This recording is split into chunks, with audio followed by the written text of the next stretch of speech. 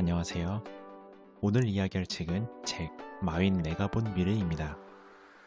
알리바바 그룹이 공식 제작하여 2017년 12월 한국에 정발되었습니다. 저자의 2013년부터 2016년까지의 발언을 묶어서 5가지 목차로 묶은 책입니다.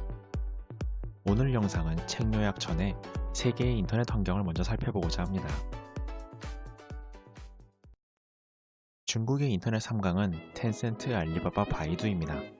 각자 중국의 경제 3권역인 선전상해 북경에 위치하고 있습니다. 우리나라의 네이버, 쿠팡, 카카오와 비슷한 사업을 합니다. 2018년 말 시가총액 기준으로 5대 4대 1로 텐센트와 알리바바는 중국 시가총액의 1등, 2등입니다. 참고로 한국은 반도체 사업의 1등, 2등이지요. 텐센트는 메신저로 우리나라의 카카오와 비슷한데 게임과 영화로 사업을 확장하고 있습니다. 바이두는 포털을 장악해서 한국의 네이버와 비슷한데 무인차와 AI로 사업을 확장 중입니다. 알리바바는 중국의 온라인 쇼핑몰을 장악해서 문화 콘텐츠로 사업을 확장하는 것이 우리나라의 쿠팡 인터파크와 비슷합니다. 2006년 이베이를 꺾고 중국의 1등으로 올라서 2014년에는 중국 시총 1위가 됩니다. 2017년부터는 텐센트가 1등이지만요. 세계의 인터넷 환경에 대해서 알 필요가 있습니다. 중국은 텐센트, 알리바바, 바이두 3강 체제이고 한국과 일본은 네이버와 카카오가 2강 체제, 러시아에선 얀덱스가 1강입니다. 미국에서는 구글, 페이스북, 애플에 마이크로소프트, 왓츠앱이 도전하는 형태입니다. 다음은 쇼핑몰로 보겠습니다. 한국과 미국은 쿠팡과 아마존이 독점하고 있고 중국, 일본, 인도에서는 2강 체제입니다. 러시아에서는 딱히 강자가 없으며 일본에서는 세계 사업자 외에는 군수업체가 잘 보이지 않는 것이 특징입니다. 중국, 인도, 동남아 등에서 모바일 쇼핑몰 중심으로 빠르게 시장이 성장하고 있습니다. 이제 책 요약입니다. 저자의 5가지 전략 중 첫 번째는 세계화입니다. 저자는 DT 시대가 열려서 다음 5개 분야가 크게 바뀔 것이라고 예측합니다. IT 산업도 이미 20년 된 전통 산업으로 DT로 기존 시대를 재해석하면 재도약의 기회가 열렸다고 합니다. 현재 약 6만 개의 기업이 세계 무역을 전부 좌우하는데 DT 시대에는 중소기업들한테도 그 기회가 열릴 것이라고 합니다. 앞으로 국가, 인맥, 학벌 배경 등 구도가 아니라 개인의 능력으로 승부하는 시대가 점점 확대될 것이라고 합니다. 노하우를 나오고 해외 일자리를 만들며 존중을 받는 나라를 만들자고 합니다. 또한 서양의 성경만큼 동양의 도덕경과 도시들도 서양 사람들이 공부를 해달라고 당부합니다. 다음은 근미래입니다.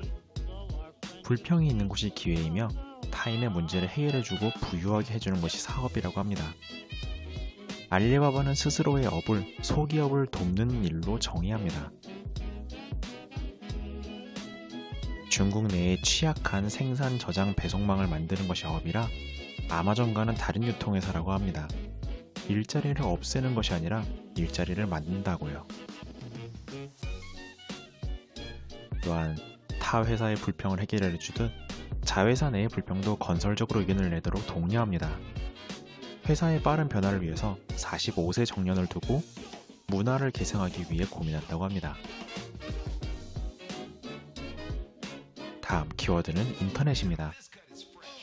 근미래에 중국 경제는 하강을 시작할 테고 DT 창업으로 수많은 창업이 도산할 것으로 예측합니다. 데이터 테크놀로지의 힘을 빌어서 기존의 B2C가 아니라 C2B가 주류가 될 것을 예측합니다. 수요를 쫓지 말고 창출하는 청년층에게 생존력이 강한 분야의 전문가가 될 것을 주문합니다. 알리바바는 생존력 있는 인재를 원한다면서 기숙사와 통근버스도 두지 않는 것이 철칙입니다. 저자 마윈은 본인이 기술을 몰라서 기술 담당자가 급 진보했고 본인이 독서를 싫어했기 때문에 사내 취미를 장려했다고 합니다. 청년들에게 플랫폼을 잘 이용하고 젊을 때부터 문화를 계승할 후계자를 만들 것을 당부한다고 합니다. 다음은 청년입니다. 타인의 성공은 신경을 끄고 실패에서 더 고민을 해보라고 합니다. 엄청나게 많은 눈물, 억울, 좌절, 상처, 방황이 있을 것이며 1만 번을 때려칠까 고민하게 만드는 것이 창업이라고 합니다. 사회초년생은 아무도 도와주지 않는 것이 정상입니다. 이를 사회초년생은 낙관, 적극, 성실, 웃음으로 대하라고 합니다. 회의와 불신이 가득하지만 기회 또한 많은 시대라고 낙관하라고 합니다. 9세대는 늘 신세대가 점점 망가지고 있다고 하지만 신세대는 9세대보다 늘 낫습니다. 저자는 30까지는 좋은 스승을 찾으려고 40까지는 학업품을 찾으라고 하고 50까지는 조직을 만들고 시간을 쏟고 60까지는 후진 양성에 힘쓰라고 합니다.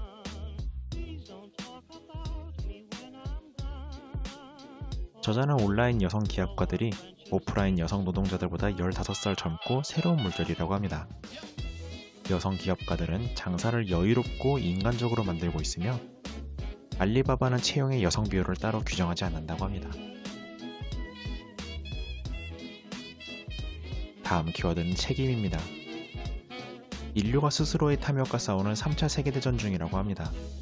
앞으로 기업가, 과학자, 언론인이 더 필요하고 극단적인 부를 추구하는 사람, 환경보호론자의 방식은 공감하지 않는다고 합니다.